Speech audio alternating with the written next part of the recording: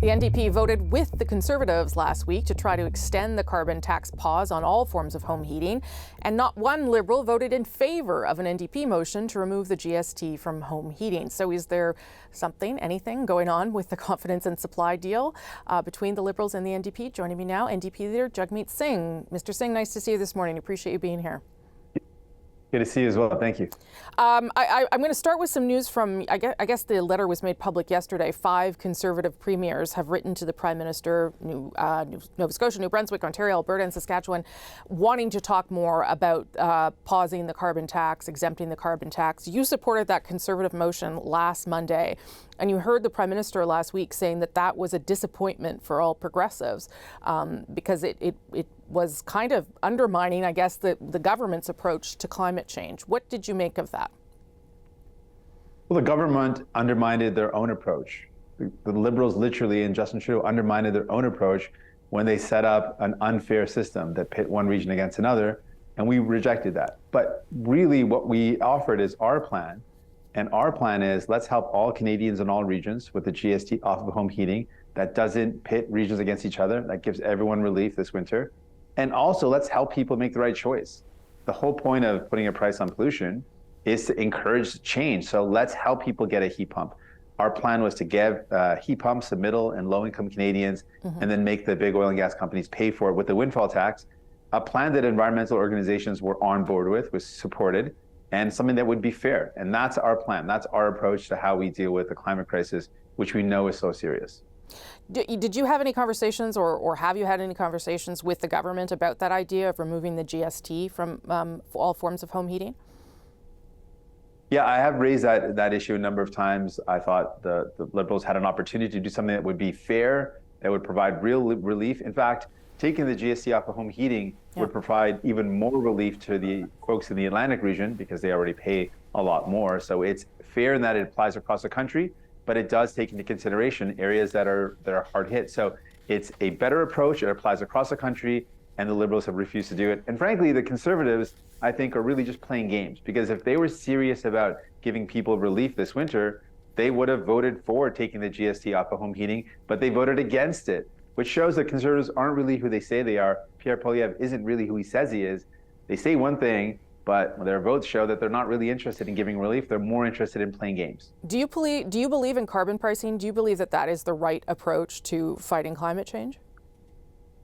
Well, I absolutely believe we need to take action against the climate crisis, and that there should be a price on pollution. My concern is the whole goal of carbon pricing isn't just to make life more expensive for people. The goal is that we put a price on pollution so that people change behavior and we reduce emissions. The challenge that I'm seeing is that the changing behavior side of the equation is not something the government's spent a lot of time on. And that's why our plan was, let's actually help people get the heat pumps in their homes. Let's make it very easy for low and middle income families. Let's give them the tools to reduce their emissions. The concern I have is that the Liberals aren't really looking at the incentive side of the equation. How do we actually change behavior? Our plan was about, let's actually make that happen. Well, to be fair, it does sound like that is what the goal of this carve-out was, right? That home heating oil was so prohibitive for particularly people in Atlantic Canada, but obviously it does apply, this measure, right across the country, and that they were trying to buy time for those people to shift to heat pumps. So is that not something that you support? Because it seems to me those goals are the same. Well, the idea of getting people heat pumps is something we absolutely support, but making it very regionally specific is something that I was concerned about. We should do that across the country, and our plan is, let's not make it about a particular source of heat. Let's say make it for all Canadians that are low or middle income. Let's give them the heat pumps they need so that we can reduce emissions and actually give people more stability. I want to make the argument also, Rosie, that when we invest in cleaner solutions for heating and cooling our homes, it's also the affordable option. The stability of heat pumps versus the volatility of fossil fuel-based ways of heating and cooling homes are problematic. The volatility is hard on someone's budget. So we want to make the argument that this should be about affordability and about fighting the climate crisis. It did seem, though, last week, I have to say, when you voted with the Conservatives, it seemed like you were making the case to Canadians that the issue of affordability is more important at this time than fighting climate change. What would you say to people who suggest that that's what it appeared to be last week for you? Yeah, I want to make the case that it's not about that. It's not about pitting the environment against affordability. We need to do both, because people are in a time right now where they're feeling very squeezed with the cost of living. So we need to make the argument, I think, to build that public support. I was at a recent environmental speak where they're talking about the idea of building momentum to come to net zero. To build that momentum, to build that public license, we need to show people that it's not only good for the environment, it's good for the economy, and it's also good for affordability, for us to be able to make the right choices around renewables, clean energy, and ways to heat our home. We have to make that case so that we can get that public license, that social contract, that people come together and say, yes, this is going to be good for my family and also the planet. It's also going to be good for the economy. That's what I want to make the case for. We have a date for the fall economic update. What conversations have you had at this stage with the government under your deal about pharmacare and whether or not that they are actually going to get it to be a universal pharmacare program as you're calling for? We've been having ongoing conversations about that, and we're at a sticky point right now. What we want to see happen when it comes to pharmacare is a plan that helps all Canadians, and it lowers the cost of medication, makes it free for all Canadians. So if you don't get that, though, sorry to interrupt you, Mr. Singh, how can you continue to be part of this deal? Right, so the sticking point right now is that the Liberals want a plan that's going to benefit the pharmaceutical industry, or one that the pharmaceutical industry would be okay with. We think that is the wrong approach. So we're still in those negotiations. I don't want to presuppose what happens there. We're going to fight hard. We've been told no in the past. We were told no to dental care. The Liberals and Conservatives voted against it.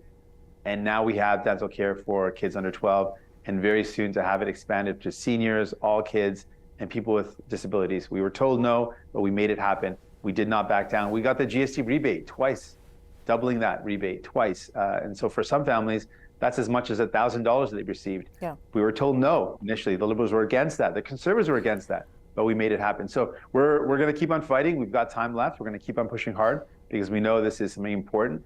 In the fall economic statement, the other piece that we're really pushing for is real action on housing, and not just any old housing, but affordable housing. So those are the two things that we're certainly putting a lot of pressure on. I want to end on the Middle East, if I can, just because you have again made a call for a ceasefire. Benjamin Netanyahu was out talking to Americans over the course of the morning through American media. They've agreed now to this 4-hour window for a humanitarian pause to try and get people out of northern Gaza and allow some aid in. Do you understand why some people do not believe that a ceasefire is the right thing, that they want Israel to be able to defend itself given what happened on October 7th? Well, of course, what happened on October 7th was heinous, was horrific, and we condemn it unequivocally. The terrorist attack by Hamas was horrific, the worst attack on Jewish people since the Holocaust in terms of just the sheer scale. So I understand that immensely. And of course, the right for Israel to be able to defend itself, of course. But what we're seeing now is no longer that. What we're seeing now is the violence is spilling over to so many innocent lives that are being lost right now, that are being killed right now. We're seeing just horrors unfolding in hospitals. And we also know that Israelis are deeply worried about hostages that are still, their whereabouts are unknown. What we're calling for is Canada to take a position to promote peace, and a ceasefire is something that other world organizations like the United Nations had, like the World Health Organization have called for. We believe a ceasefire is necessary to stop the violence. We need to see the hostages released. Those have to go together. And that's a path towards peace, because the ongoing violence is just so heartbreaking. How do you, though, negotiate a ceasefire with an organization that Hamas that did this to Israel? And as the former Secretary of State Hillary Clinton argues, there was a ceasefire before this happened. So how does that work then, Mr. Singh? The way we move forward and the way we work, there's lots of experts in the world, like the head of the UN, who's also calling for the ceasefire. So there's ways for us to achieve this. Certainly with the folks that have lots of experience on this file. What I know, though, having seen, or like everyone who's seen these really horrible images, the ongoing violence will just mean more death and destruction, and that can't continue. We have to find a way towards peace. And what we're seeing now is a targeting, and not a targeting of Hamas, but so many innocent lives that are being killed, clearly innocent lives that are being killed. And that is an untenable thing. We can't see that continue. Okay, Jagmeet Singh, thanks for joining us from Edmonton this morning. Come back anytime, sir. Appreciate it. Thanks so much.